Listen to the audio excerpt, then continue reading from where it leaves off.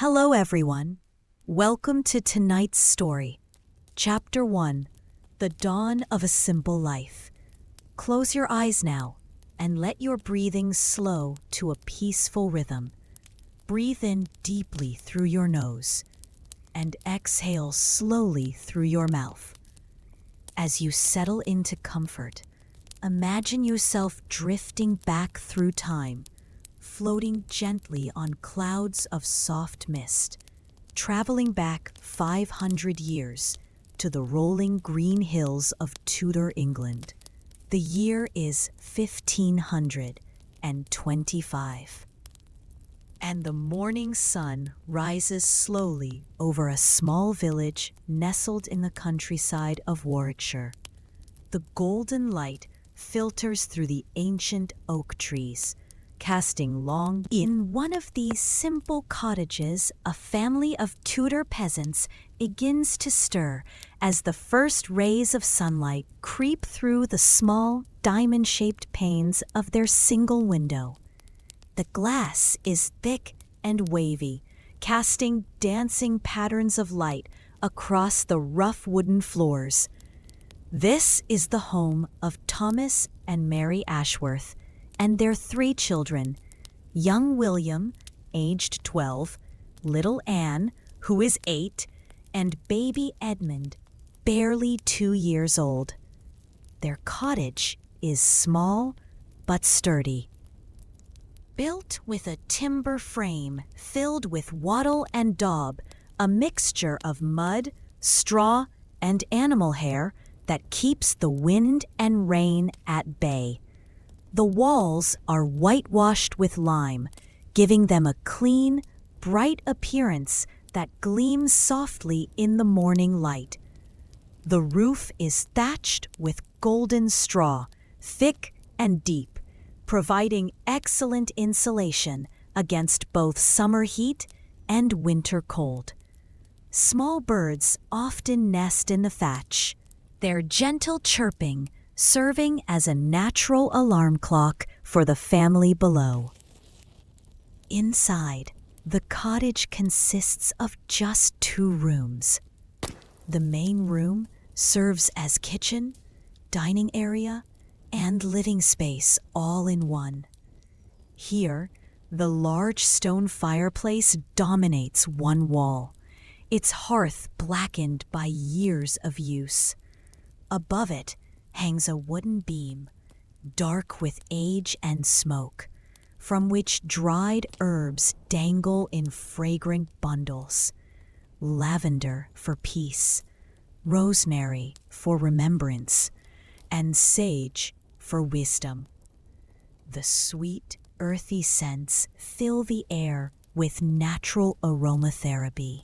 The floor is made of hard-packed earth, covered in places with rushes and sweet-smelling herbs that Mary gathers from the meadows. These natural carpets release their pleasant fragrance when walked upon, keeping the cottage smelling fresh and clean. A rough wooden table stands in the center of the room, surrounded by simple stools that Thomas carved himself during the long winter evenings. The wood is smooth and warm to the touch, polished by countless hands and daily use. Against one wall stands their most precious possession, a wooden chest where they keep their few belongings and their small store of coins. The chest is beautifully carved with simple patterns of leaves and vines, a wedding gift from Mary's father many years ago. Its surface has been rubbed smooth and golden by loving hands, and it carries the faint scent of the lavender sachets that Mary places inside to protect their clothes from moths. The second room is the family's sleeping chamber, just large enough for their straw mattress and a wooden cradle for baby Edmund. The mattress is supported by rope stretched across a simple wooden frame and covered with coarse linen sheets that Mary wove herself on her small loom. The straw inside rustles softly when they move, a comforting sound that has lulled them to sleep for many years. In winter, they pile on thick woolen blankets dyed with natural colors, deep blues from woad, warm browns from walnut shells, and soft yellows from the flowers of weld. As the sun climbs higher, Mary rises quietly from the bed, careful not to wake her sleeping husband. She moves with the practiced silence of a mother who has learned to navigate in the dark. Her feet, bare and accustomed to the cool earth floor, make no sound as she pads to the fireplace. The embers from last night's fire still glow softly, pulsing gently like a sleeping heart. With practiced ease, she adds small twigs and dried grass, blowing gently until the flames dance to life again, casting a warm, golden glow throughout the room. The fire crackling peacefully in the hearth creates the most soothing sound, a gentle popping and hissing that speaks of warmth, safety, and home. Mary hangs the iron pot over the flames and adds water from their wooden bucket, along with a handful of oats that will become their morning pottage. The water begins to simmer gently, sending small wisps of steam into the cool morning air. Outside, the village is slowly coming to life. The sound of a rooster crowing echoes across the fields, soon joined by others in a gentle chorus that announces a dog barks once, then settles back into peaceful quiet. These are the natural sounds of a world where time moves slowly and peacefully, where the rhythm of life follows the ancient patterns of sunrise and sunset, seed time and harvest. Thomas Ashworth is a villain, bound to the land of Lord Pemberton's manor. This means that he cannot leave the village without his lord's permission. But it also means that he has security, a plot of land to farm, a cottage to shelter his family, and the protection of his lord in times of trouble. It is not the life of freedom that we might imagine today, but it is a life of stability and deep connection to the land and community. His daily work is tied to the seasons and the needs of the manor. 3 days each week, he labors on the Lord's domain land, helping to plant and tend and harvest the crops that will fill the Lord's granaries. The remaining days are his own, to work his family's strips in the village fields and tend their small garden behind the cottage. This garden is Mary's special domain, where she grows the vegetables and herbs that will sustain her family through the year. The garden is a masterpiece of medieval efficiency, every inch planned and purposeful. Near the cottage door grow the cooking herbs, parsley, thyme, and sage. Further out are the root vegetables, carrots, parsnips, and turnips that will store well through the winter months. Against the south-facing wall of the cottage, Mary has trained pea vines that will provide fresh vegetables in summer, and dried peas for winter stews. In a sunny corner, she tends her small patch of flax, which she will harvest, process, and spin into linen thread for their clothes and household linens. A small section is devoted to flowers, not for mere decoration, but for their practical uses. Marigolds will soothe cuts and scrapes, while lavender will scent their linens and help them sleep peacefully. Chamomile will calm upset stomachs, and roses will provide hips rich in healing properties when the winter winds bring coughs and colds. Every plant has its purpose, and Mary knows the uses of each, as surely as she knows her own children's faces. Behind the cottage stands their pride and joy, a small apple tree that Thomas planted when they were first married 15 years ago. Its branches are now thick and strong, and each autumn it produces baskets full of sweet red apples. Some they eat fresh, their juice running down chins and bringing smiles to everyone's faces. Others Mary slices and dries, storing them in hemp sacks for winter treats. Still others become precious cider, stored in wooden barrels that will provide a wholesome drink for the family throughout the year. The tree is more than just a source of food. It is a living calendar, marking the passage of seasons with its changing appearance. In spring, it bursts into clouds of pink and white blossoms that fill the air with the most delicate fragrance, a perfume so sweet and gentle that it seems to promise good things to come. In summer, its broad green leaves provide cooling shade where Mary sits to mend clothes or shell peas, while the children play beneath its protective branches. In autumn, it hangs heavy with fruit, its branches bending gracefully under the weight of nature's abundance.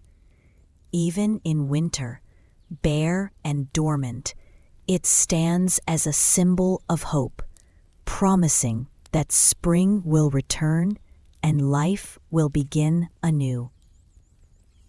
Nearby stands their wooden henhouse, home to 6 precious hens and 1 proud rooster. The hens are hardy birds, brown and speckled, descendants of the same breed that has scratched in English farmyards for countless generations. They're not just livestock, but almost part of the family, each with her own personality and habits. There is Brownie, the bold leader, who always finds the best scratching spots, and Speckles, the broody one, who seems to spend half her time trying to hatch eggs. Little Red is the wanderer, always exploring beyond the confines of the yard, while Whitefeather is the gentle one who allows the children to pet her soft plumage.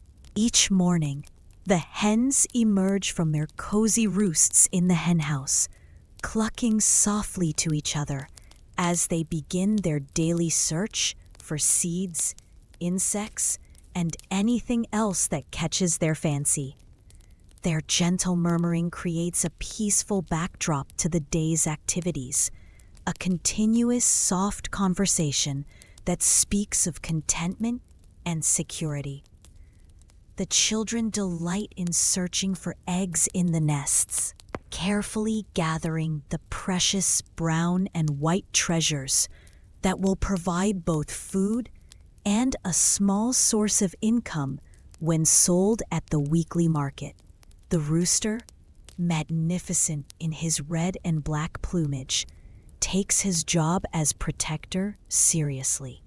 He struts around the yard with dignified importance, keeping watch for hawks and foxes, while his hens go about their business. His crow at daybreak is both alarm clock and announcement, a proud declaration that all is well in his small kingdom. Near the henhouse stands the family's most valuable possession after their cottage, a cow named Gentle. She is a small, brown creature with large, dark eyes and a patient temperament that makes her perfect for a family with young children. Gentle provides the family with fresh milk each day, thick cream that Mary churns into golden butter, and soft white cheese that she makes in wooden molds. When Gentle's calves are old enough, they can be sold at market, providing the family with their main source of cash income. Gentle lives in a small byre attached to the cottage, sharing her space with the family's 2 goats, Hop and Skip, who provide additional milk and whose hair can be spun into warm, if somewhat scratchy, yarn. The byre is kept clean with fresh straw, and its walls are thick enough to keep the animals warm in winter and cool in summer. The sweet smell of clean straw and the gentle sounds of the animals chewing their cud create an atmosphere of peaceful rurality that modern city dwellers can barely imagine. Every morning, Mary milks Gentle and the goats, her practiced hands drawing the warm, creamy liquid into wooden buckets. The sound is rhythmic and soothing, a gentle swoosh swoosh that speaks of one of humanity's oldest partnerships. The milk is carried inside in earthenware pitchers, its rich sweetness a daily blessing that the family never takes for granted. As the morning progresses, the village comes fully alive. Smoke rises from every chimney as families prepare their morning meals. The sound of wooden shutters being thrown open echoes from cottage to cottage, and the cheerful voices of neighbors calling good morning to each other carry on the gentle breeze. Children emerge to begin their daily chores, gathering eggs, feeding animals, and helping with the countless small tasks that keep a medieval household running smoothly. A village itself is a small community of perhaps 40 families, all centered around the stone church with its square Norman tower and the manor house where Lord Pemberton lives with his family. The church bells ring the hours, their bronze voices carrying across the fields and woodlands, marking the passage of time in a world where clocks are unknown to common folk.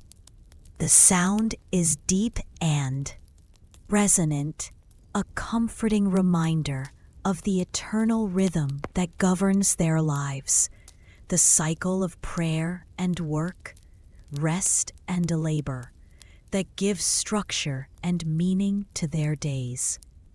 The village green is the heart of the community, a patch of grass surrounded by the most important buildings. Here the children play their simple games, rolling hoops made of willow branches, tossing beanbags sewn by their mothers, and playing hide and seek among the cottages.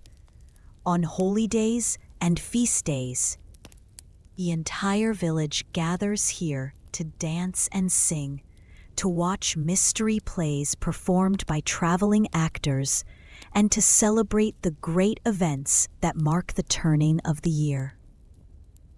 Near the green stands the village well, its stone walls worn smooth by countless hands drawing up bucket after bucket of clear, cold water. The well is covered by a small wooden roof to keep leaves and debris from falling in, and a windlass makes it easier to raise the heavy buckets from the depths below. Around the well, village women gather each morning and evening to draw water and share the news of the day. Their voices blend together in gentle conversation, creating a pleasant murmur that speaks of community and connection. The water from the well is precious beyond measure. It is used for drinking, cooking, washing, and all the countless tasks that require clean water.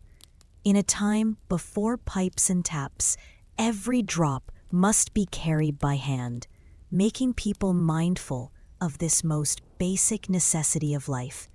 The water is sweet and pure, filtered naturally through layers of soil and stone, cold enough to refresh on the hottest summer day, and soft enough to make good bread and wholesome ale. Beyond the village boundaries stretch the great fields where the villagers grow their crops according to the ancient three-field system. One field lies fallow each year, giving the soil time to rest and recover its fertility. Of the two fields in cultivation, one is planted with wheat or rye for bread, while the other grows barley for. The fields are divided into long, narrow strips, each family having several strips scattered throughout the different fields. This system ensures that no family gets only the best or worst land, and it encourages cooperation since the strips must be plowed and harvested together. The strips are separated by narrow pathways called balks, where wildflowers grow and small birds nest. These pathways are alive with butterflies in summer, cabbage whites and meadow browns dancing from flower to flower in the warm sunshine. Walking through these fields in the early morning is like stepping into a living tapestry. The grain waves gently in the breeze, creating patterns of light and shadow that ripple across the landscape like water. The air is filled with the song of larks rising high above the crops, their voices pure and sweet. As they greet the dawn, poppies bloom red among the golden wheat, and cornflowers add splashes of deep blue, while the edges of the fields are white with Queen Anne's lace and yellow with wild mustard. The rhythm of work in these fields follows patterns established over centuries. In spring, the land is prepared with wooden plows drawn by oxen, their heavy hooves leaving deep prints in the soft earth. The seeds are scattered by hand from wicker baskets, each grain falling to earth like a promise of future abundance. Through summer, the crops are tended carefully, weeds pulled by hand, stones removed, and paths kept clear for the harvest to come. When harvest time arrives in late summer, the entire village works together in a great communal effort. Men, women, and children all take part, working from dawn to dusk with sickles and scythes, cutting the grain and gathering it into sheaves that dry golden in the field. The work is hard but joyful, accompanied by songs that help coordinate the rhythm of cutting and gathering. These harvest songs are as old as the village itself, passed down from generation to generation. Their melodies speaking of the eternal partnership between human hands and the generous earth. As our first gentle chapter draws to a close, take a moment to breathe deeply and feel the peace of this simple world. In the Ashworth cottage, the family has finished their morning pottage and is preparing for the day ahead.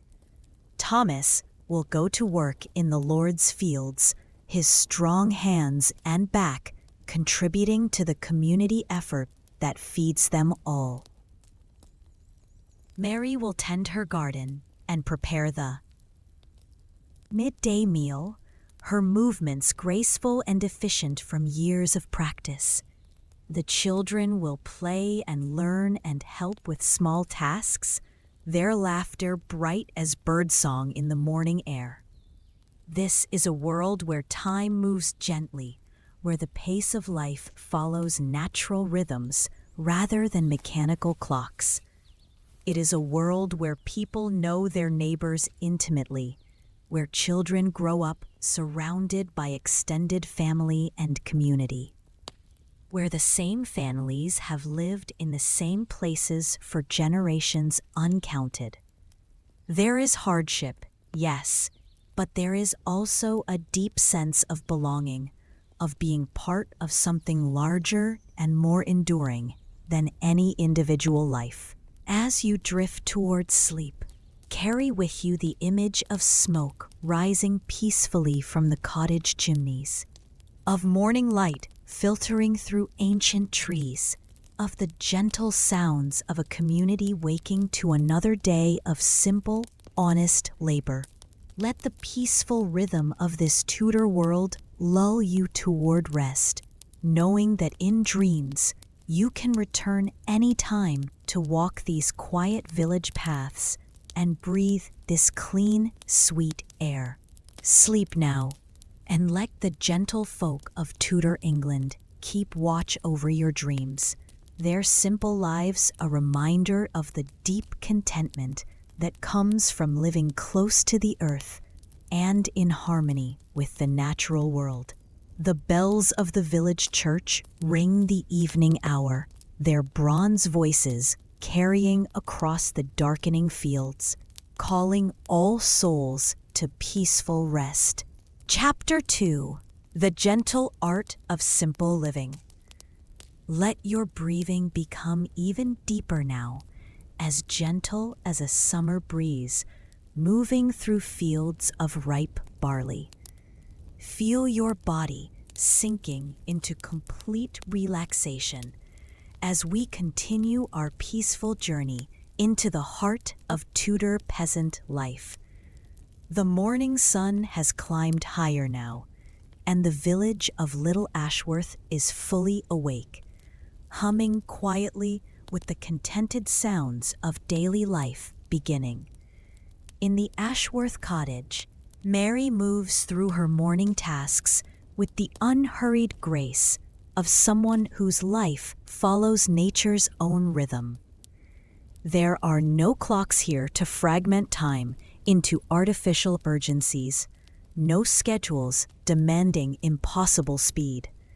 Instead, time flows like honey, thick and golden, measured by the position of the sun, the needs of animals and plants, and the gentle requirements of family life. She has set aside her morning's portion of wool for spinning, the soft fleece warm and slightly oily to the touch. This wool came from their neighbor's sheep during the great shearing 2 months ago, when the entire village worked together to clip the thick winter coats from the woolly backs of the flock. The sheep stood patiently, relieved to be free of their heavy burden as the warm summer days approached, while skilled hands worked the large shears in steady, promptly rhythmic motions. Mary's spinning wheel stands near the window where the light is best. It is a simple but beautiful tool, made of smooth ash wood that gleams with the patina of constant use. Her mother taught her to spin when she was no older than little Anne, and her mother's mother taught the skill before that, passing down through generations the ancient knowledge of transforming raw fleece into useful thread. The spinning wheel makes the most soothing sound as Mary works, a gentle whirring that rises and falls with the rhythm of her foot on the treadle. The wheel turns steadily, drawing out the wool fibers and twisting them into strong, even thread. As she spins, Mary's mind is free to wander, to think peaceful thoughts, or to plan the day ahead. Sometimes she hums old songs that her grandmother sang, melodies so ancient that no one remembers who first made them up. The thread that forms on her spindle is not perfectly uniform. Spinning is meditative work, requiring just enough attention to keep the hands busy while leaving the mind free to rest. The repetitive motion is calming, like a form of moving prayer, connecting Mary to countless generations of women who have sat at spinning wheels, drawing order and purpose from the simple transformation of raw materials into useful goods. In winter, spinning provides a warm and cozy occupation beside the fire, while in summer, the work can be taken outside where gentle breezes cool the skin and birds provide entertainment with their cheerful songs. While Mary spins, little Anne helps by carding the raw wool, combing it with wire brushes to align the fibers and remove any tangles or debris. This is precise work that teaches patience and attention to detail. Anne's small hands work carefully, learning the skills she will need when she has her own. Household to manage.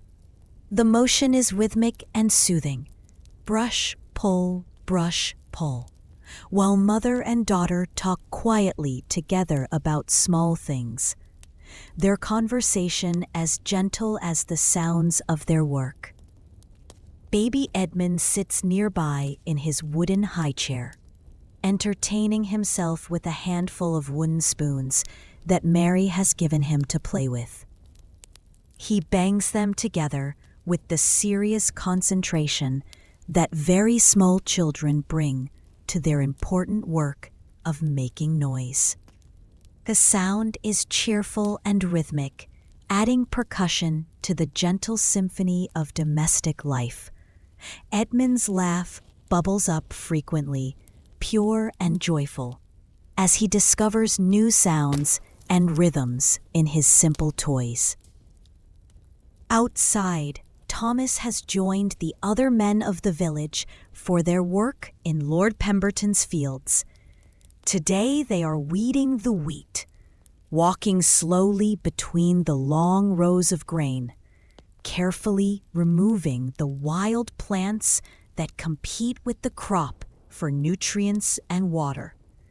It is precise, mindful work that requires them to bend and straighten in a rhythm as old as agriculture itself. The work is done in companionable silence, broken occasionally by quiet conversation about the weather, the health of the crops, or village news. These men have worked together for years, some since childhood, and they move with a coordination that speaks of deep familiarity and mutual respect. When one man falls behind, others slow their pace to match. When someone's back begins, the fields they work are beautiful in their ordered fertility. The wheat grows in perfect rows, each plant exactly where it should be. The grain heads beginning to form and fill with the promise of autumn's abundance.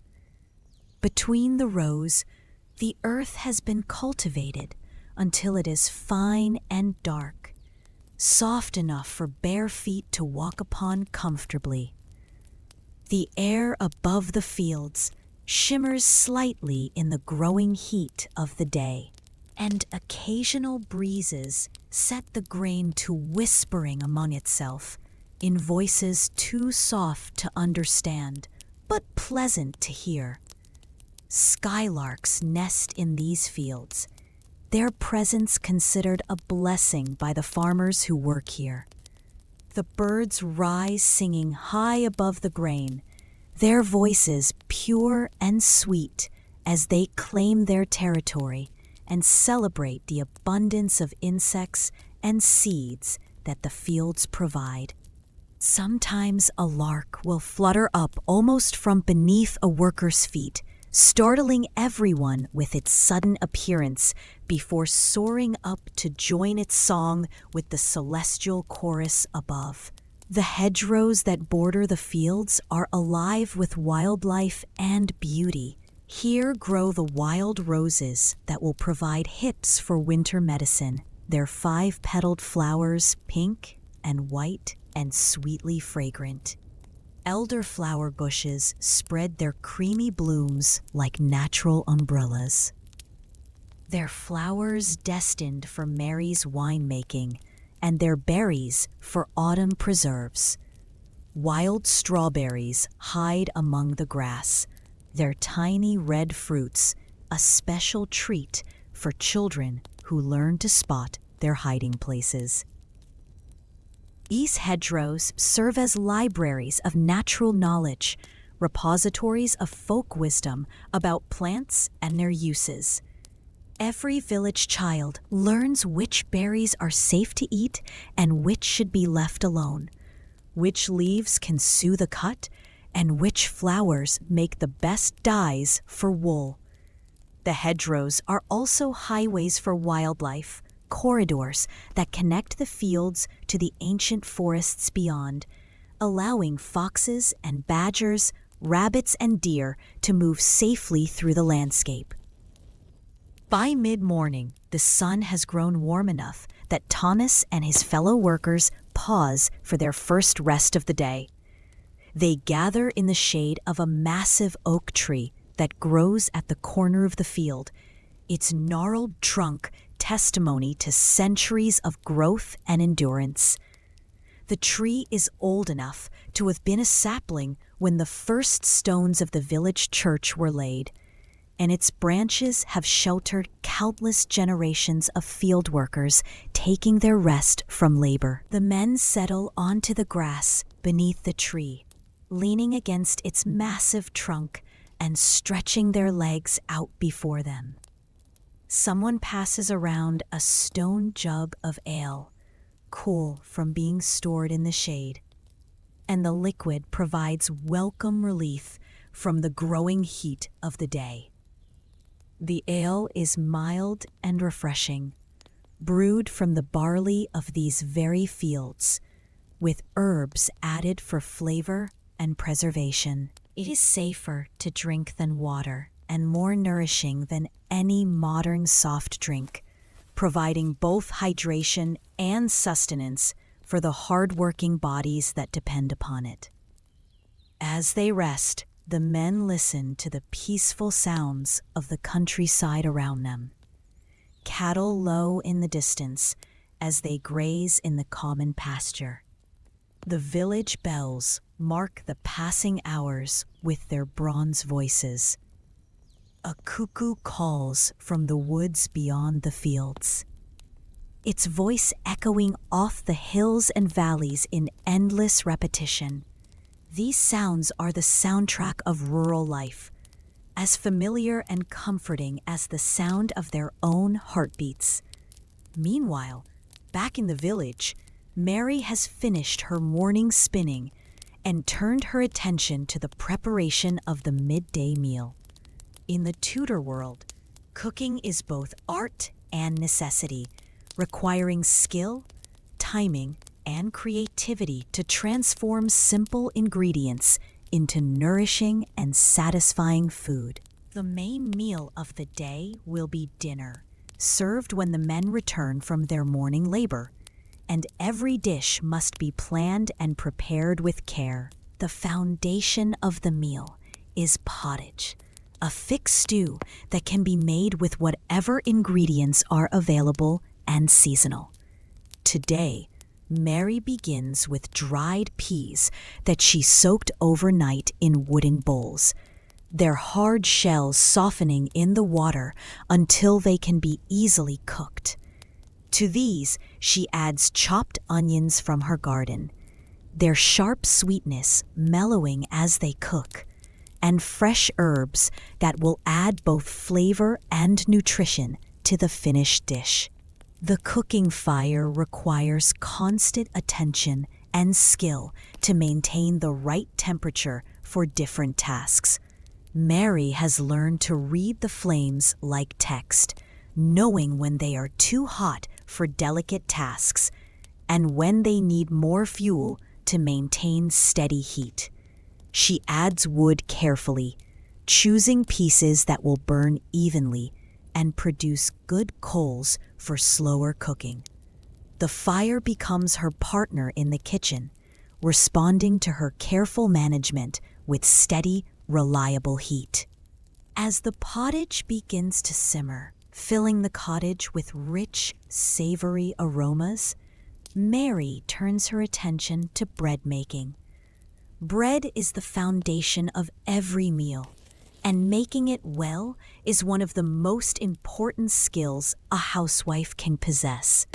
Her dough was prepared yesterday, mixed with flour ground. As the pottage begins to simmer, filling the cottage with rich, savory aromas, Mary turns her attention to bread making. Bread is the foundation of every meal, and making it well is one of the most important skills a housewife can possess. Her dough was prepared yesterday, mixed with flour ground from their own wheat, water from the village well, and a piece of sourdough starter that has been kept alive in her family for longer than anyone can remember. The starter is a living thing, while the bread dough rests and rises near the warm fire. Mary prepares vegetables from her garden for the midday meal. She pulls fresh carrots from the earth, their tops bright green and their roots sweet and crisp. The soil clings to them, dark and rich, evidence of the healthy earth that has nourished their growth. A quick rinse in cold water from the bucket by the door removes the soil, revealing the bright orange roots in all their natural beauty. The carrots will be chopped and added to the pottage, where their sweetness will balance the earthy flavor of the peas and the sharpness of the onions. Mary's knife is simple but well maintained, its iron blade honed to sharpness on the whetstone that hangs by the door. Her chopping from her herb garden comes a handful of fresh parsley, its bright green leaves still beaded with dew from the morning air. The parsley will be chopped fine and added to the pottage just before serving, its fresh flavor brightening the entire dish and adding vital nutrients that will help keep the family healthy. Mary grows several kinds of parsley: the common flat-leaved variety for cooking and the curly type that keeps better through winter when dried. The herbs in Mary's garden are her pharmacy as well as her spice rack. Each plant serves multiple purposes, providing both flavor for food and medicine for the family's health needs. The sage that she grows has broad, silvery leaves with a strong, earthy flavor that enhances hearty dishes and also serves as a remedy for sore throats and digestive troubles. The thyme spreads in low, fragrant mats that release their scent when walked upon, and its tiny leaves pack intense flavor that livens up simple foods while also providing antiseptic properties for treating cuts and wounds. Rosemary grows in a large, woody shrub near the cottage door, its needle-like leaves remaining green and fragrant throughout even the coldest winters. A sprig of rosemary added to cooking gives an almost magical enhancement to simple ingredients. While rosemary tea helps with headaches and improves memory, Mary often tucks a sprig of rosemary behind her ear when she goes to market, both for its pleasant scent and for its reputation as a protector against evil influences. The most precious plant in Mary's garden is her small lavender bush. its purple flower spikes providing both beauty and utility. In summer, the air around the lavender hums with the sound of bees gathering nectar, their drowsy buzzing adding to the peaceful atmosphere of the garden. When the flowers are ready, Mary will harvest them carefully, drying them in small bundles that hang from the rafters of the cottage.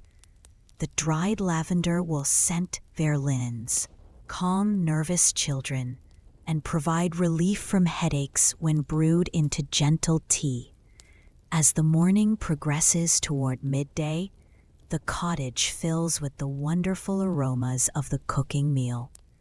The pottage simmers gently on its hook over the fire, the vegetables tender and the flavors melding into a rich, nourishing whole.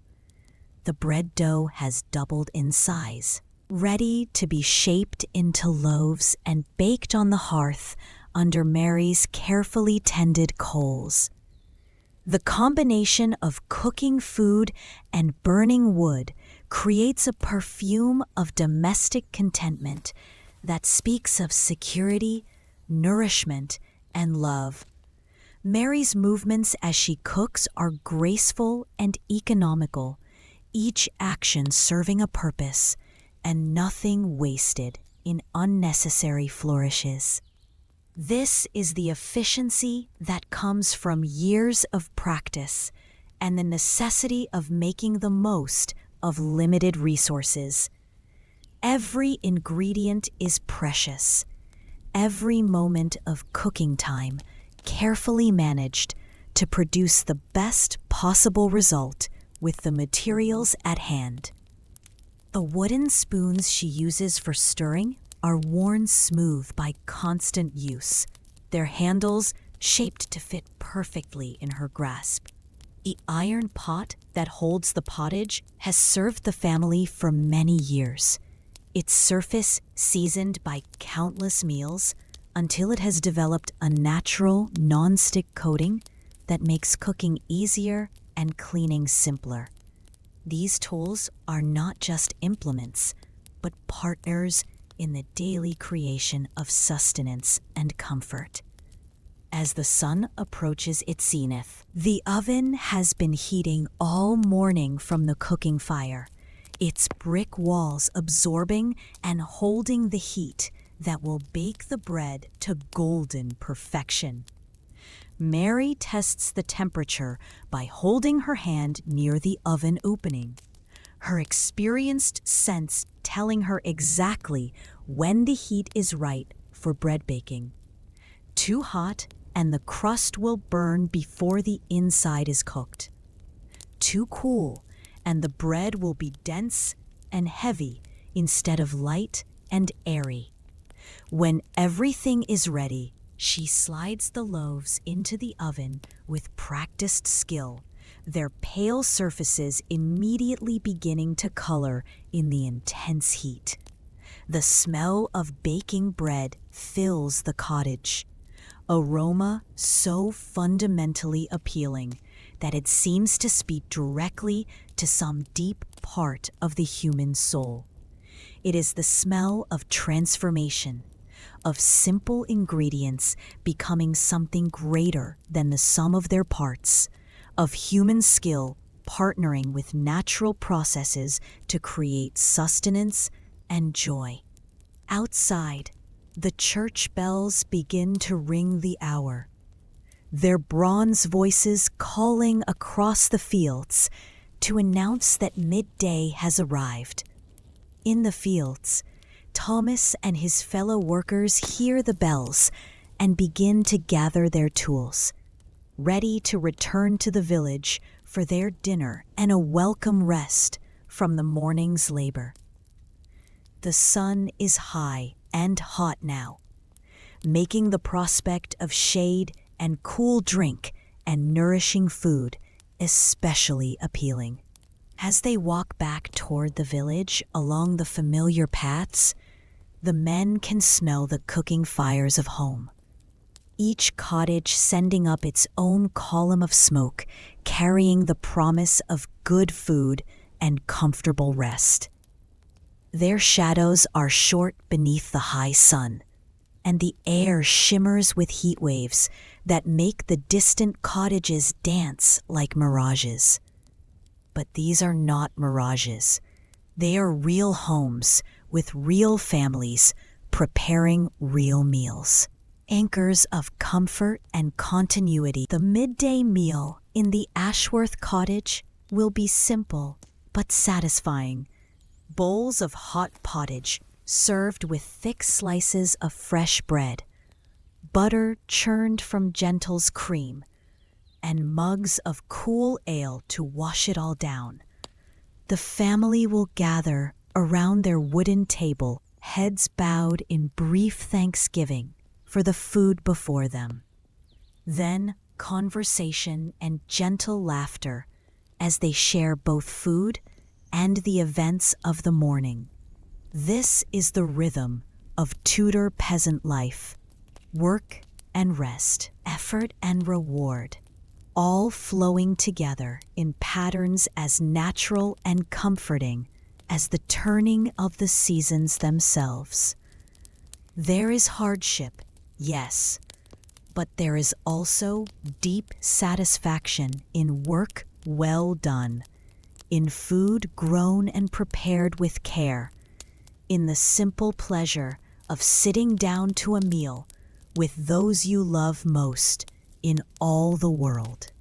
As you listen to these gentle details of medieval domestic life, let your own breathing slow to match the peaceful rhythms of this simpler time.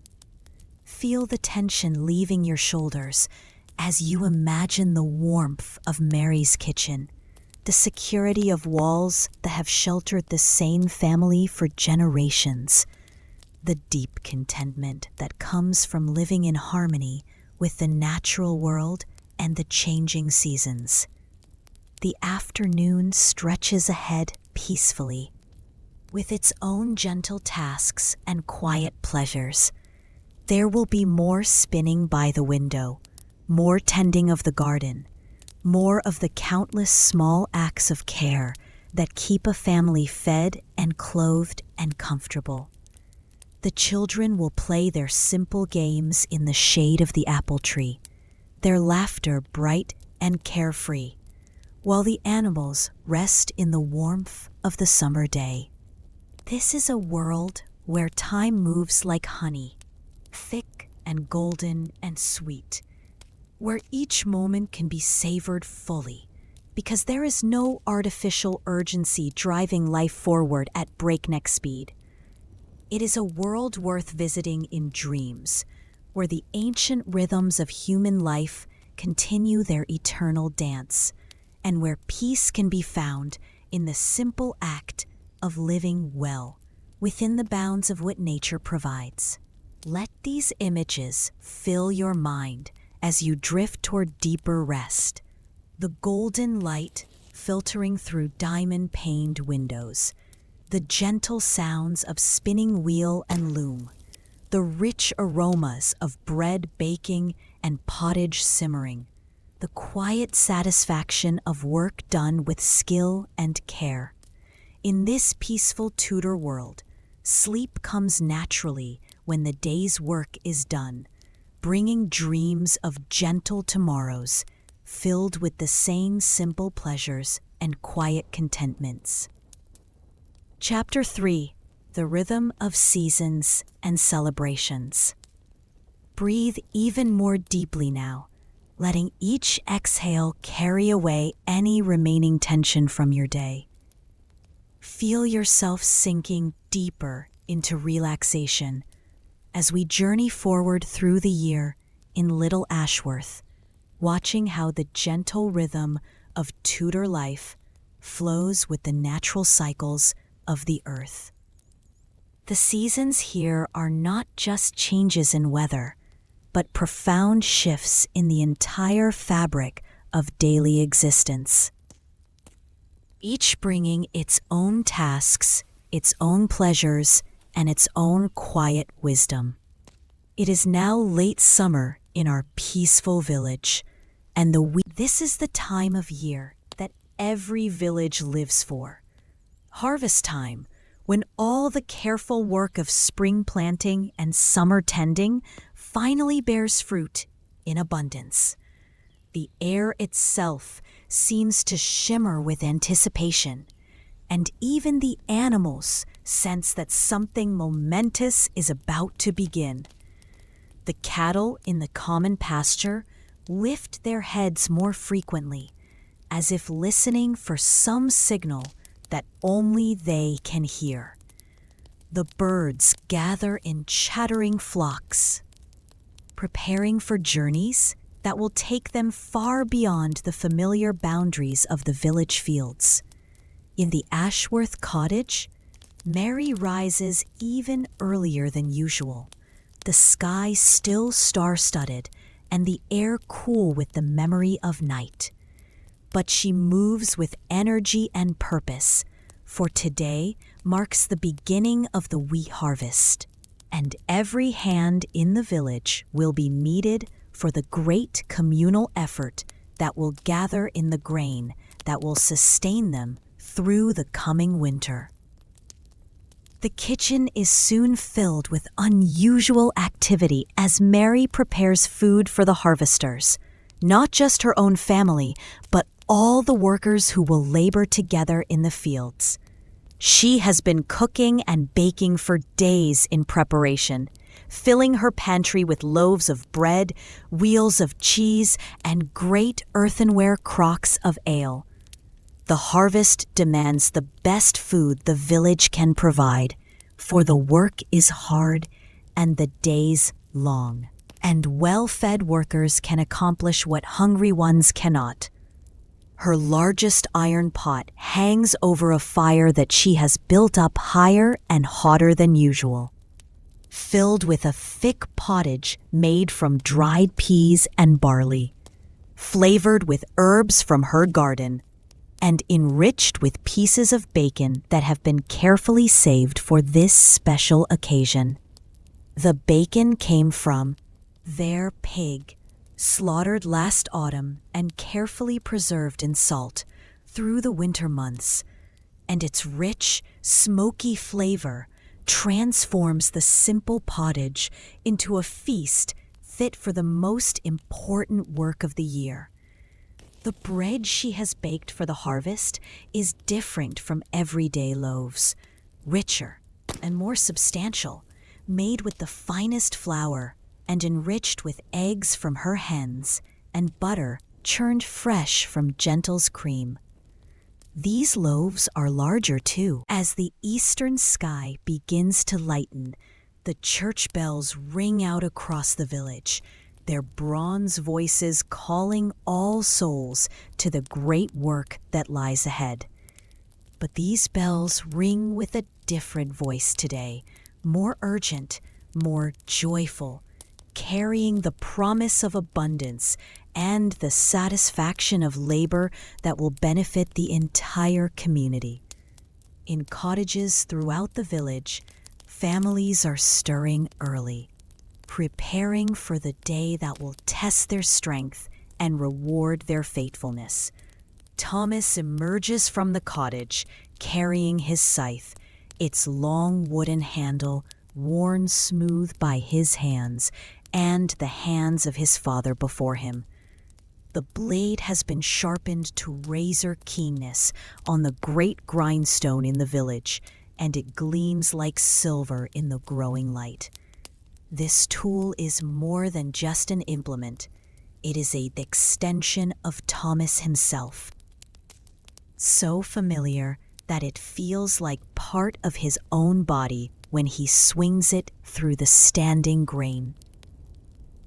Young William carries his own smaller scythe, made specially for him by the village blacksmith when he turned 12 and was deemed old enough to join the men in the serious work of harvest. The boy's pride in his tool is evident in every careful step he takes, and his father watches him with satisfaction, seeing in his son's eagerness the continuation of traditions that stretch back beyond memory. Even little Anne has a role to play, carrying a wooden rake that will help gather the cut grain into neat windrows for drying. Her movements are careful and deliberate as she follows her mother toward the fields, understanding that today she is part of something larger and more important than the everyday tasks of childhood. Baby Edmund rides on Mary's hip in a sling woven from soft linen, his bright eyes taking in the unusual activity with the serious attention that small children bring to new experiences. The entire village streams toward the great fields as the sun rises, families walking together along paths worn smooth by countless generations of harvest processions. The air is filled with excitement and anticipation, voices calling cheerful greetings from group to group, children running ahead and then circling back like excited puppies, dogs barking with the infectious enthusiasm of creatures who sense that something wonderful is about to happen. As they reach the edge of the wheat field, the sight that greets them is breathtaking in its golden abundance. The grain stretches away toward the horizon like a sea of gold, every stalk heavy with seed, every head nodding with the weight of nature's generosity. The morning light catches the grain heads and sets them glowing like thousands of tiny suns, while the gentle breeze moves across the field in waves that shimmer and dance with hypnotic beauty. Lord Pemberton himself is there to begin the harvest, as tradition demands. He stands at the edge of the field, holding a special scythe decorated with ribbons and flowers, its blade blessed by the village priest at dawn. With a single ceremonial stroke, he cuts the first handful of grain, holding it high so all can see before laying it carefully aside. This first cutting opens the harvest, giving permission for the real work to begin. And as his blade slides through the stalks, a cheer goes up from the assembled workers that can be heard echoing off the distant hills. Then the serious work begins, and the field fills with the rhythmic sound of scythes cutting through grain. The men work in a long line across the field, each maintaining his position so that they move together like dancers in some ancient choreography. The sound of their blades is musical, a whispered swoosh, swoosh, swoosh that speaks of sharp steel meeting yielding stems, of human skill partnered with nature's abundance. Behind the men come the women and children, gathering the cut grain into sheaves, tying them with bands of twisted straw, and setting them upright in neat stooks to dry in the warm air. This work requires its own skill and rhythm, hands moving quickly and efficiently to gather just the right amount of grain, to tie it securely but not too tightly, to balance the sheaves so they will stand through wind and weather until they can be gathered into the barn. Mary works alongside her neighbors, her movements graceful and economical.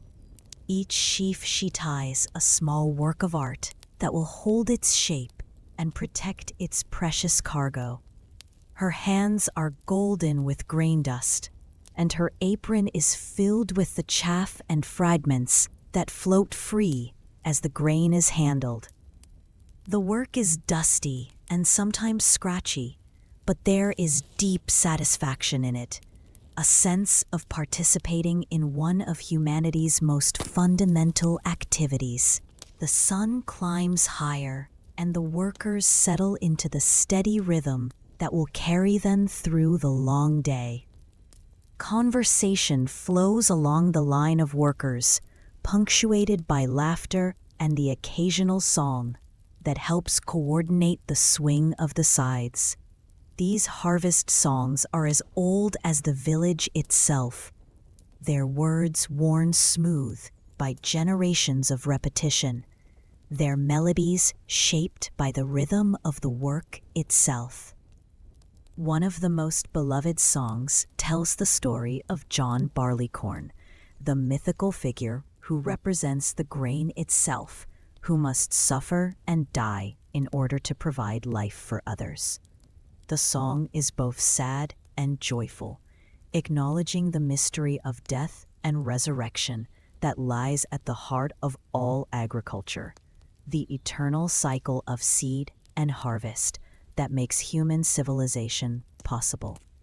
John Barleycorn was a hero bold, of noble enterprise, the voices sing, rising and falling with the swing of the sides, for if you do but taste his blood, 'twill make your courage rise.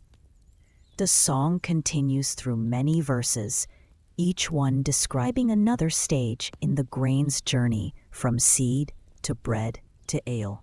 And by the time it ends, several rows of wheat have fallen before the advancing line of workers. As the morning progresses, the field begins to transform from a sea of standing grain to neat rows of golden stooks, each one a small monument to the partnership between human hands and nature's bounty. The cut grain releases its own special fragrance, sweet and dusty and somehow complete, the smell of potential energy waiting to be unlocked by millstones and cooking fires.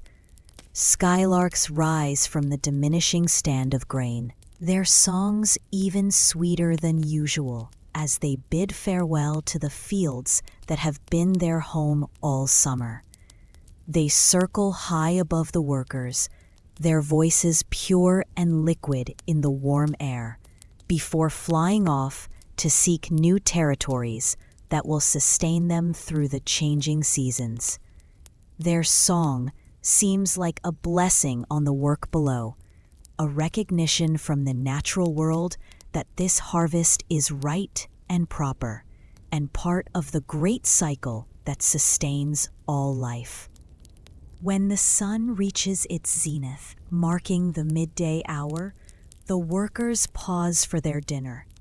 They gather in the shade of the great oak tree that stands at the corner of the field, its ancient branches providing blessed relief from the growing heat of the day. The tree has witnessed countless harvests, sheltering countless generations of workers who have rested beneath its leafy canopy, and its presence adds a sense of continuity and permanence to the day's activities. The meal that Mary and the other women have prepared is spread on rough wooden tables that the men have carried from the village, and the sight is magnificent in its simple abundance. There are loaves of fresh bread, still warm from the morning baking, their crusts golden and their interiors white and soft. Great wheels of cheese provide protein and rich flavor, while crocks of butter, pale yellow and sweet, wait to be spread thick on the bread. The pottage steams in wooden bowls, thick with vegetables and fragrant with herbs, while pitchers of ale provide refreshing liquid for throats made dry by grain dust and hard work. There are hard-boiled eggs from the village hens, their shells decorated with natural dyes made from onion skins and beet juice, and small meat pies filled with bacon and herbs that provide concentrated nourishment for tired bodies.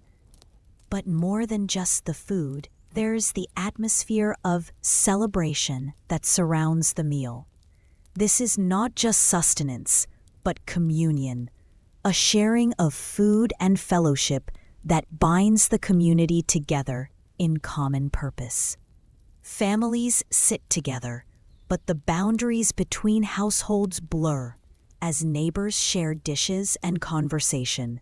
Children play together regardless of which cottage they call home, and the elderly are honored and cared for by the entire group. Stories are told as the meal progresses, tales of harvests past and the memorable events that have occurred during previous year's gatherings. Old Geoffrey, the village's oldest resident, tells of the year when a late storm nearly ruined the grain, and how the entire village worked day and night to save what they could. Young Margaret shares news of her recent betrothal, her face glowing with happiness as the village women offer advice and best wishes. The conversation flows like the gentle stream that runs past the village, meandering from topic to topic without hurry or pressure. There are discussions of the weather and predictions for the coming winter, debates about the best ways to store grain and preserve vegetables, sharing of remedies for common ailments and recipes for special occasions. This informal exchange of knowledge is how wisdom passes from generation to generation in a world without books or schools for common folk. Children listen to the adult conversations with the serious attention they give to important matters, absorbing not just information, but patterns of speech, ways of thinking, and attitudes toward life and work. They learn that labor shared is labor lightened, that community problems require community solutions, and that the rhythm of the seasons governs human life just as surely as it governs the growth of plants and the behavior of animals. As the meal winds down, the workers prepare to return to their labor. The sun is still high, but has begun its afternoon journey toward the western hills, and there are many hours of good working light remaining. The men test their scythe blades, touching up any dull spots with whetstones carried in their belts, while the women shake out their aprons and adjust their head coverings, in preparation for more dusty work. The afternoon's labor takes on a different quality than the morning's work. Bodies are warmed and loosened by activity. Minds are focused but relaxed, and there is a sense of significant progress being made. The standing grain diminishes steadily before the advancing line of workers, while behind them the field fills with neat rows of stooks, golden monuments to their skill and dedication. The light changes as afternoon progresses toward evening, growing warmer and more golden, casting longer shadows and giving everything a peaceful, pastoral glow. The grain dust in the air catches the light and creates an almost magical atmosphere, as if the workers are laboring inside a cloud of golden mist. Their movements become more rhythmic and less hurried as they settle into the hypnotic pattern of swing and cut, gather and tie that will continue until the last stalk falls. Wildlife begins to emerge from hiding places as evening approaches. Rabbits venture to the edges of the field to gather scattered grains, their quick movements and alert ears adding life and motion to the peaceful scene. A red fox appears briefly at the wood's edge, watching the human activity with curious eyes before disappearing again into the shadows of the trees. Swallows begin their evening hunt, swooping low over the field, to catch the insects that have been disturbed by the harvesting. Their flight is graceful and purposeful, adding another layer of movement and life to the scene. Occasionally, one will come close enough to the workers that they can hear the whisper of its wings cutting through the air, a sound almost too soft to detect, but somehow significant in the growing quiet of the evening. As the sun begins to sink toward the horizon, painting the sky with gentle colors of rose and gold, the last of the wheat falls before the scythes of the harvesters. A cheer goes up from the workers, tired but triumphant, as they survey the field now completely transformed from standing grain to neat rows of drying stooks. The work is not yet finished. The grain must dry, then be gathered into carts and taken to the manor barn. But the hardest part is done, and done well. The traditional end to the harvest day is the finding and cutting of the last sheaf, which is woven into a corn dolly, a decorative figure that will hang in the church through the winter as a symbol of the year's abundance and a prayer for next year's success. The honor of cutting this last sheaf goes to the youngest worker capable of the task, and this year it falls to young William, his face bright with pride, as he makes the ceremonial cuts while the entire village watches. The corn dolly is beautiful in its simple artistry, fashioned from the finest straws into the shape of a woman with outstretched arms, her figure somehow suggesting both the Earth Mother who provides all abundance and the Virgin who promises future fertility. She will be blessed by the priest and hung above the altar, where she will watch over the village through the dark months of winter, a golden reminder of summer's bounty and a promise of spring's return. As the workers gather their tools and prepare to return to the village, the field behind them presents a scene of quiet satisfaction. Where this morning there was wild abundance, there is now ordered completion. The grain that grew wild and free now rests in disciplined ranks, ready for the next stage of its journey from field to table. The work has been hard but joyful, demanding but rewarding, and it has been shared by the entire community, working together toward a common goal. The procession back to the village is different from the morning's eager march toward the fields. Now, the workers move more slowly, tired but content, talking quietly among themselves about the day's accomplishments and the work that lies ahead. Children who ran ahead this morning now walk close to their parents, some of the smaller ones riding on shoulders or being carried in strong arms. As they approach the village, the aroma of cooking food drifts to meet them.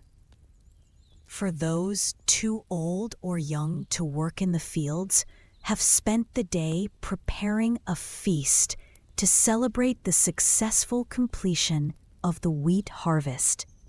Tables have been set up on the village green, and the air is filled with the rich smells of roasted meat, fresh bread, and the special ales that have been saved for this occasion.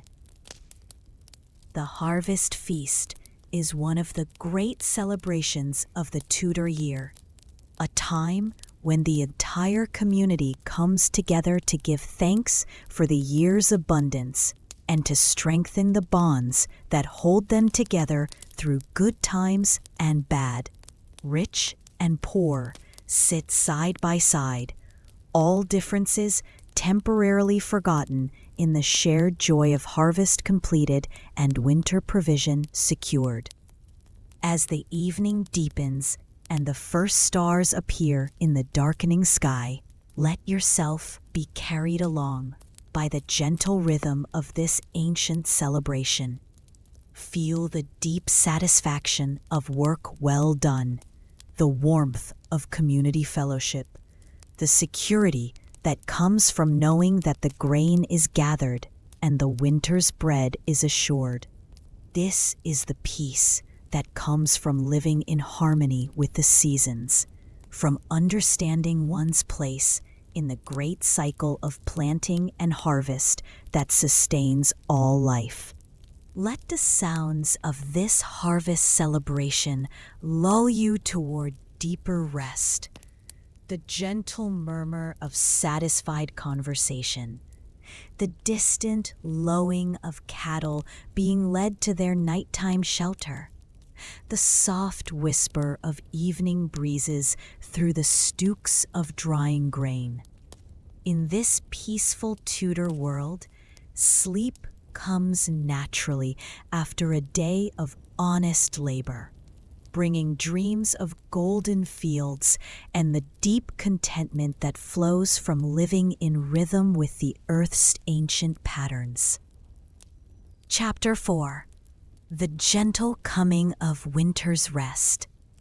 Let your breathing become as slow and peaceful as falling snow now. Each breath a gentle whisper that carries you deeper into the tranquil world of our Tudor village as the year turns toward its quiet close. Feel all the tension leaving your body, flowing out through your fingertips and toes like water running gently downhill, as we witness the beautiful transformation that comes with winter's approach to Little Ashworth. The harvest moon has waxed and waned, and autumn has painted the world in colors of gold and russet and deep, peaceful brown. The great oak tree that sheltered the harvest workers now stands in magnificent glory, its leaves turned to burnished copper that catches the slanted light of the shortening days and glow in the Ashworth cottage. The rhythm of life has shifted to match the quieter pace of the waning year. The urgent activity of harvest time has given way to the steady, methodical work of preservation and preparation that will see the family safely through the cold months ahead. There is something deeply satisfying about this work. The preservation of food for winter is both art and science, requiring knowledge passed down through generations about which techniques work best for different foods, how to create the proper conditions for safe storage, and how to balance the family's needs throughout the long months when fresh food will be scarce. Each jar and crock and bundle represents hours of careful work and the application of traditional wisdom that has kept families fed through countless winters. In wooden barrels stored in the coolest corner of the cottage, this year's apples rest in neat layers, each one wrapped in dry grass to prevent spoilage from spreading if one should begin to decay. The apples were chosen with care at harvest time, only the most perfect specimens, free from bruises or blemishes, worthy of the long preservation that will keep them sweet and crisp until spring returns. Their fragrance fills the cottage with the essence of autumn orchards, a perfume so rich and complex that it seems to contain memories of sunshine and rain, of blossoming trees and busy bees, of all the natural processes that transform tiny flowers into perfect fruit. Mary's hands work steadily at her spinning wheel, transforming the raw wool from the autumn shearing into the thread that will become warm clothing for her family. The wool is different now from the spring fleece, thicker and more substantial, as if the sheep themselves understood that they were providing protection against the coming cold. Her fingers know instinctively how to draw out the fibers to just the right thickness, creating thread that is both strong and soft, suitable for the heavy fabrics that will keep winter's chill at bay. The spinning wheel makes its familiar gentle whirring as it turns, a sound so associated with home and comfort that it seems to embody the very essence of domestic peace. The rhythm is hypnotic and soothing, rising and falling with the movement of Mary's foot on the treadle, creating a backdrop of gentle sound that makes the cottage feel alive and purposeful even in the quiet of the shortening days. Little Anne sits nearby with her own work, learning to spin on a smaller wheel that her father made especially for her small hands. Her thread is not as even as her mother's, sometimes thick, sometimes thin, occasionally breaking when she draws it too quickly. But each imperfection is a step in the learning process, and Mary watches with pride as her daughter's skill gradually improves. The knowledge of spinning, like so much else in this world, passes from mother to daughter through patient demonstration and gentle correction, creating an unbroken chain of wisdom that stretches back to the dawn of civilization. The fire in the hearth burns with a different quality now than in the busy days of summer.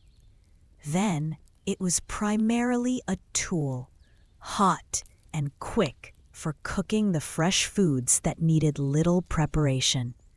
Now it has become the heart of the home, burning steadily and warmly, fed with seasoned wood that Thomas split and stacked during the warm days of autumn. The flames dance more slowly and peacefully, casting a golden glow that makes the cottage feel like a haven of warmth and security against the growing cold outside. On the hearth, a large iron pot hangs from its hook, filled with a rich stew that has been simmering gently all day. This is not the quick pottage of busy harvest time, but a slow-cooked feast of preserved meat and stored vegetables that have been transformed by long, gentle cooking into something far greater than the sum of their parts. The meat comes from the pig that was slaughtered at the beginning of winter, its flesh carefully preserved in salt, and now contributing rich flavor to the family's evening meal. The vegetables in the stew were grown in Mary's own garden, carrots and parsnips that spent the summer storing sweetness in their roots, onions that hung in braids from the rafters until needed, herbs that were dried at their peak of flavor and now release their essence into the simmering broth. Each ingredient tells the story of the year's cycle, from the hope of spring planting through the care of summer tending to the satisfaction of autumn harvest and winter preservation. Outside the cottage windows, the landscape has taken on the stark beauty of late autumn. The fields where grain once waved golden in the summer breeze are now brown stubble, cut short and peaceful under the gray sky. But there is beauty in this apparent emptiness. a sculptural quality to the bare earth and leafless hedgerows that speaks of rest and renewal, rather than death and ending. The hedgerows are heavy now, with the fruits that provide sustenance for wild creatures through the lean months ahead. Rose hips glow like tiny lanterns among the thorny branches, their bright red color a cheerful accent against the brown and gray of the dormant landscape. Elderberries hang in dark purple clusters, while hawthorn berries provide splashes of crimson that will feed the birds when snow covers the ground. These wild fruits are not just food for animals. Mary has gathered the knowledge of these wild medicines is part of Mary's inheritance from her mother and grandmother, who learned from their mothers before them in an unbroken chain of women's wisdom that stretches back beyond memory. Each plant has its virtues, each preparation its proper use, and the village women share this knowledge freely among themselves, understanding that the health of one family affects the well-being of the entire community. In the byre behind the cottage, Gentle the cow and the 2 goats rest contentedly in their beds of fresh straw, their warm bodies heating the small space, and their gentle breathing creating clouds of vapor in the cold air. They have been brought closer to the house for the winter, both for their own protection and for the convenience of daily milking and feeding. Their presence is comforting, a reminder of the partnership between human and animal that makes rural life possible. Thomas has spent many days preparing for winter, not just for his own family, but for the entire community. The grain from the harvest has been threshed with wooden flails, separating the precious seeds from their stalks in work that requires skill and rhythm to avoid bruising the grain. The steady thwack, thwack, thwack of the flails echoed across the village for weeks as families worked together to process their year's harvest. The threshed grain was then winnowed in the wind, the chaff blown away, while the heavy seeds fell into baskets, clean and ready for storage or grinding into flour. This ancient process, unchanged for thousands of years, connects the villagers to their ancestors and to all the generations of farmers who have performed the same essential task of separating food from waste. Much of the grain has been taken to the Lord's mill, where the great stone wheels, turned by the power of the stream that runs past the village, grind the hard kernels into flour, fine enough for bread making. The mill is a place of wonder and power, where the patient flow of water is transformed into the crushing force needed to break down the grain.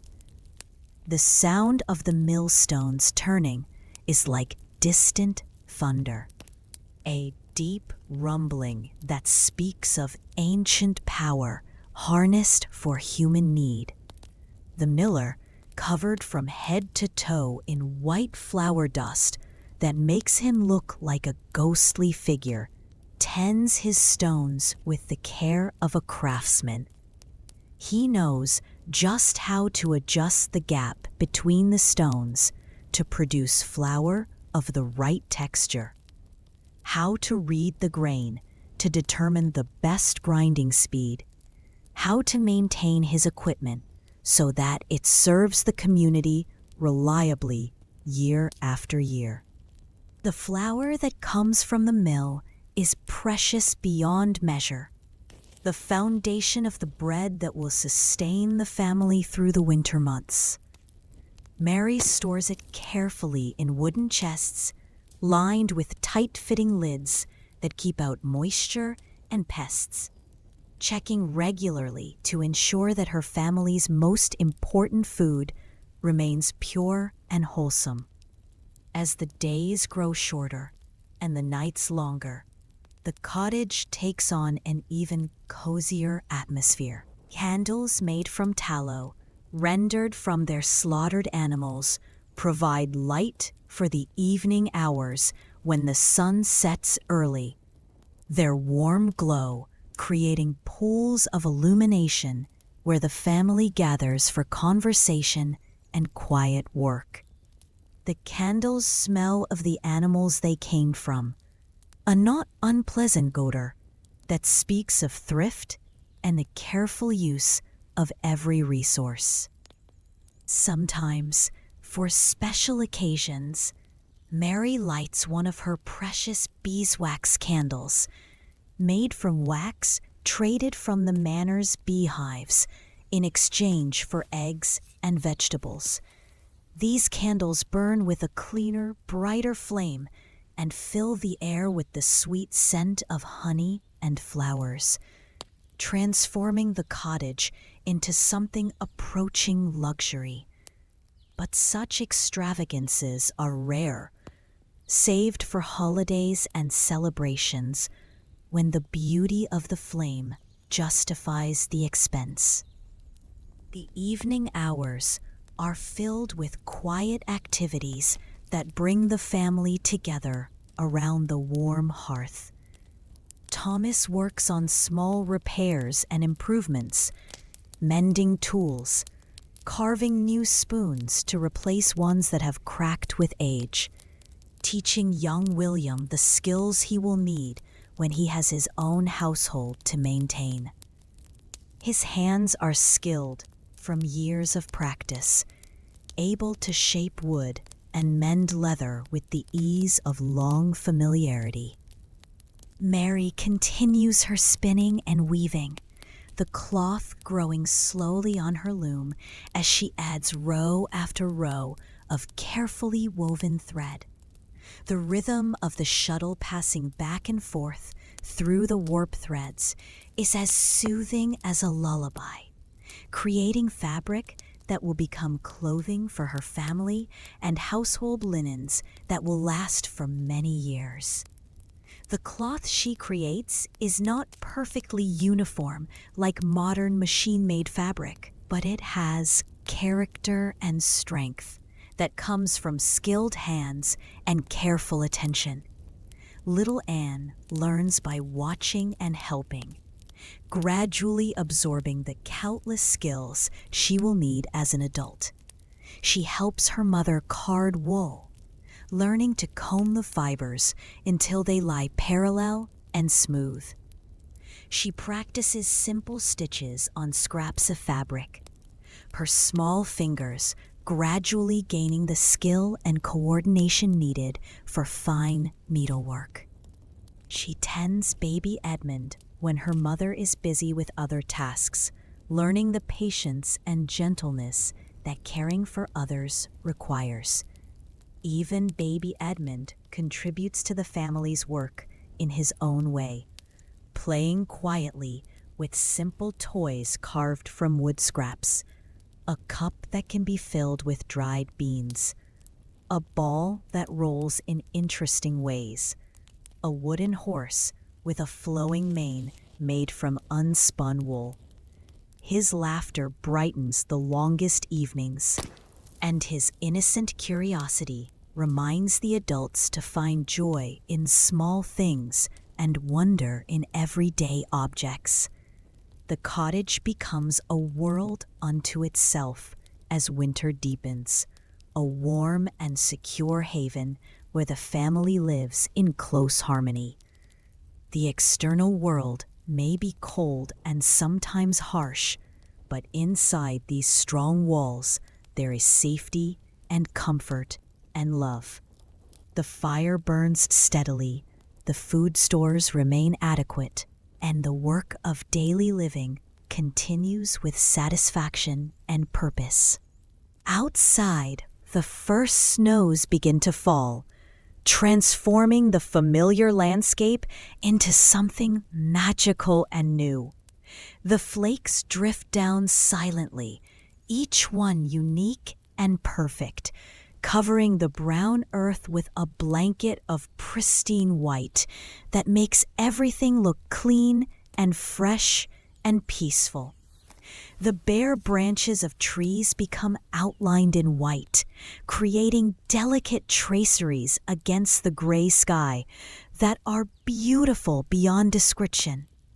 The snow changes the very sound of the world, muffling the usual noises of daily life and creating a deep quiet that seems to invite reflection and rest. Footsteps become softer, voices carry differently, and even the animals seem to move more quietly through this transformed landscape. It is as if the earth itself is settling down for a long, peaceful sleep, drawing all its creatures into the same restful rhythm. In the cottage, the family gathers closer around their fire, grateful for its warmth and light as the snow piles deeper outside their windows. This is the time of year for storytelling, when the elders share the tales that connect the present generation to their ancestors, keeping alive the memories and wisdom of those who came before. Thomas tells stories of his grandfather, who fought in the Wars of the Roses and saw great lords rise and fall like wheat before the scythe. Mary shares tales her grandmother told her of the old days, when wolves still howled in the forests and strange lights were sometimes seen dancing over the marshes. These stories are more than entertainment. They are the library of a people who cannot read, the history books of those who preserve their past in memory and spoken word. The stories blend history with legend, fact with folklore, creating a rich tapestry of narrative that helps explain how the world works and how people should live within it. There are tales of brave knights and fair ladies, of course, but also stories of ordinary people who faced extraordinary challenges with courage and cleverness.